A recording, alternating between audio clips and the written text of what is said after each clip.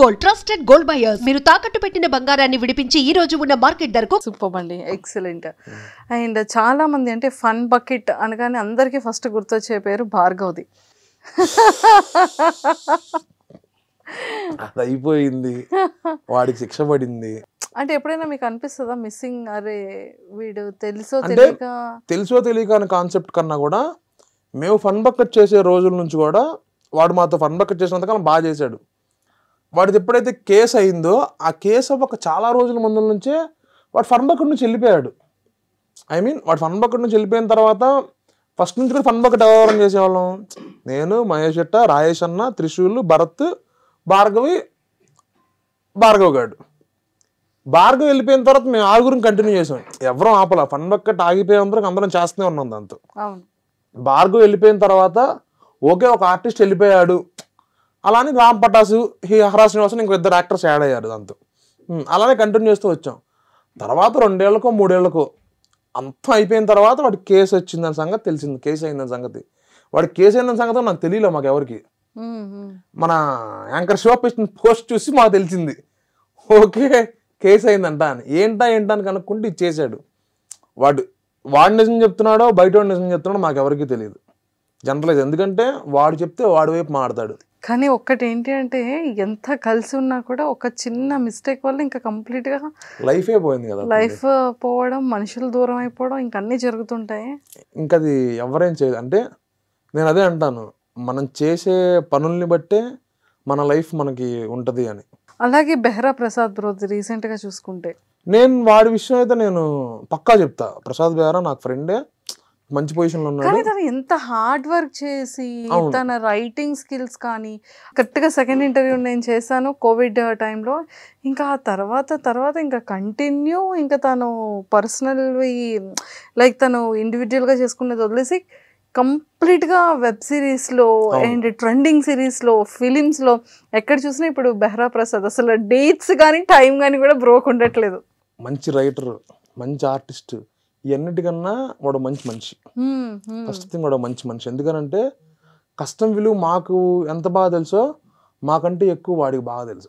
ప్రసాద్ బెహ్రాకి బాగా తెలుసు. ప్రసాద్ బెహ్రా గారు చాలా మరి ఇష్యూస్ వీటన్నిటి గురించి ఎప్పుడైనా డిస్కస్ చేశారు? నేనైతే 100కి 100 రూపాయలు చెప్తున్నాను. ఆ ఇష్యూ వాడిని కాంట్రవర్షియల్గా పెట్టిన ఇష్యూ తప్ప వాడు అలా చేసే మనిషి కాదు. నాకు అది బాగా తెలుసు, పర్సనల్ కూడా తెలుసు. ప్రసాద్ బెహ్రా పర్సనల్ కూడా నాకు తెలుసు కాబట్టి వాడు అలా చేసే మనిషి అయితే కాదు. మీరు అడిగారా బ్రోని? నేను తర్వాత ఏం మాట్లాడలేదు. అంటే ఒక మనిషి ఎదుగుతున్నప్పుడు వాంటెడ్లీ ఉండొచ్చు. అంటే మనకి అక్కడ కాస్ట్ తెలియదు కాబట్టి నేనేం మాట్లాడలేకపోతున్నాను. అండ్ నాకు అక్కడ జరిగిన సిచ్యువేషన్ కానీ నేను ఎవరితో డిస్కస్ చేయలేదు కాబట్టి నాకు అక్కడ తెలియదు. బట్ ప్రసాద్ బెహ్రా నాకు పర్సనల్గా తెలుసు కాబట్టి ప్రసాద్ బెహ్రా ఆ టైప్ మనిషి అయితే కాదు. వాడు ప్రసాద్ బెహ్రా షూటింగ్లో చేయకపోతే యాక్టర్ని ఫాస్ట్గా చేయి అని దురుసుగా చెప్తాడేమో కానీ మరి అమ్మాయిని ఏడిపించే అంత బిహేవియర్ అయితే ప్రసాద్ బెహ్రాకి లేదు.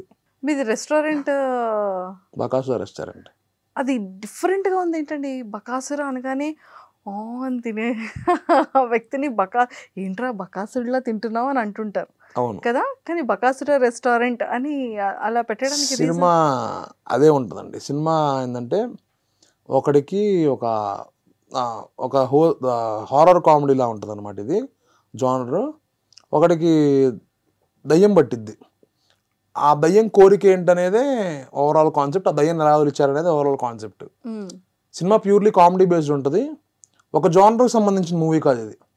ఇది డిఫరెంట్ జానర్స్ అనమాట. ఇంకా మేము క్లారిటీగా చెప్పాలి అని అంటే ఒక బంతి భోజనంకి వెళ్తే కడుపు నుండి అలా బయటకు వస్తాం మనం. అవును, అలా బకాసురా రెస్టారెంట్ థియేటర్లోకి వెళ్తే అంత కడుపు నింపుకొని బయటకు వస్తాం. సో ఫిలిం అంటే లైక్ డైరెక్షన్ కానివ్వచ్చు, లేకపోతే కంప్లీట్గా ఎలా వచ్చింది అంటే మీ వరకు, అంటే మూవీ చాలా వరకు మనం నవేడేస్లో చూస్తున్నాము. మంచి కాన్సెప్ట్ ఉంటుంది, మంచి డైరెక్టర్ ఉంటారు, మంచి సాంగ్స్ ఉంటాయి, కానీ థియేటర్స్లో ఫిలిం ఉండదు. ప్రమోషన్ దగ్గరికి వచ్చేసేటప్పటికి స్టాప్ అయిపోతుంది. మా సినిమా ప్రకారం ప్రొడ్యూసర్స్ చాలా మంచివాళ్ళు. అంటే ఆ డైరెక్టర్ వాళ్ళు అన్నయ్య ప్రొడ్యూసర్స్ అనమాట. జనార్దన్ అని, జెనియన్ అని. వాళ్ళు ప్రమోషన్ అప్పుడు కాదు కదా, షూటింగ్ అప్పుడు కాదు కదా, ఎక్కడా కాంప్రమైజ్ అవ్వకుండా షూట్ చేశారు. ఎవరికి ఇబ్బంది పెట్టలేదు, ఎవరితో ఇబ్బంది పడలేదు కూడా వాళ్ళు. అలా వాళ్ళు షూట్ చేశారు. ఒకవేళ మా వల్ల వాళ్ళు ఇబ్బంది పడున్నా మా దగ్గర ఎప్పుడు వ్యక్తపరచాల. హ్యాపీ ఫీల్తోనే హ్యాపీగా నేను చేసిన సినిమా. ప్రమోషన్స్ హ్యాపీగానే చేస్తున్నాము. ఇప్పుడు August 8th రిలీజ్ అవబోతుంది. అది ప్రమోషన్స్ చాలా గ్రాండ్గా జరుగుతున్నాయి.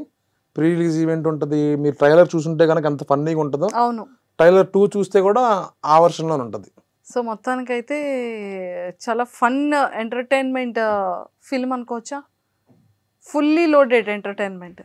Fully loaded. దీంతో ఫన్ ఉంటుంది, ఎమోషన్ ఉంటుంది, థ్రిల్లర్, హారర్ ఉంటుంది, థ్రిల్లింగ్ ఉంటుంది, కమర్షియల్ ఆస్పెక్ట్ ఉంటుంది. All mixed fruit juice. నేను క్లారిటీగా చెప్పాలి అని అంటే, మీకు కమెడియన్ ప్రవీణ్ అన్న ఐడియా ఉంది. కొత్త బంగారు లోకం ప్రవీణ్ అన్న. ప్రవీణ్ అన్ని మనం ఎంతో ఒక రకంగా చూసుంటాం. కానీ ఈ సినిమాలో డైరెక్టర్ గారు ఆ జానర్ నుంచి తీసుకొచ్చి బయటికి వేరే విధంగా చేశారు.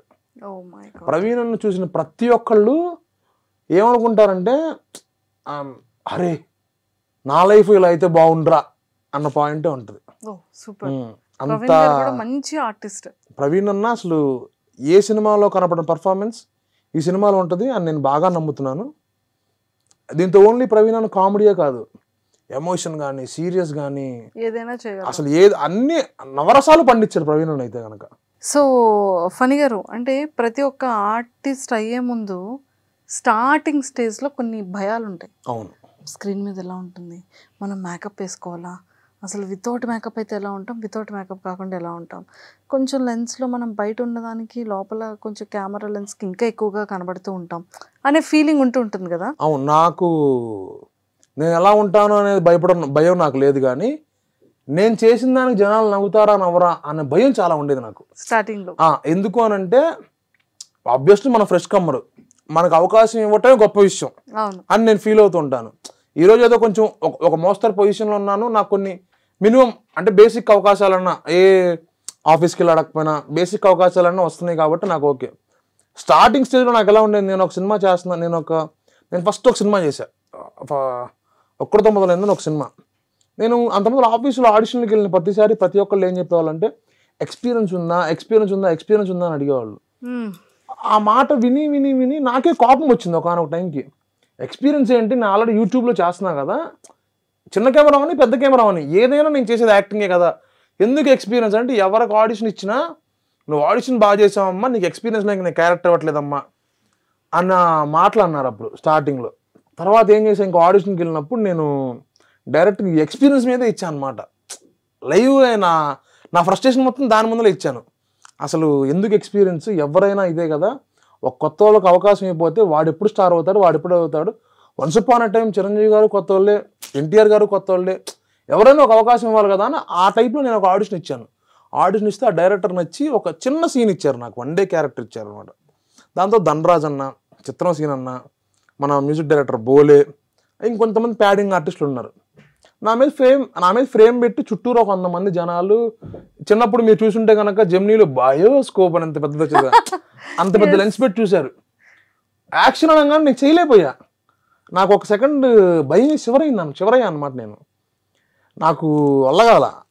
అప్పుడు డైరెక్టర్ గారు బయటికి తీసుకెళ్ళి నాకు ఒక 5 minutes రిలాక్సేషన్ ఇచ్చి, గ్యాప్ ఇచ్చి, ఆయన క్లారిటీ ఎక్స్ప్లెయిన్ చేశారు. ఏం భయపడ మాకు, నువ్వు బాగా చేస్తావు, ఈ చుట్టూరు జనాలు చూసి నీకు భయం చేసి ఉంటుంది. ఎక్స్పీరియన్స్ అనేది దీనికి. ఎందుకనంటే పెద్ద ఆర్టిస్టులు ఉన్నప్పుడు మనకి టేకులు ఎక్కువ పడితే వాళ్ళకి ఇబ్బంది అయ్యిద్ది, సినిమా ప్రొడక్షన్ పెరిగిపోద్దమ్మా అని నాకు క్లారిటీగా ఎక్స్ప్లెయిన్ ఇచ్చిన తర్వాత ఒక 5 minutes వాటర్ తాగి రిలాక్స్ అయ్యి వచ్చి సింగిల్ షాట్లో చేశాను.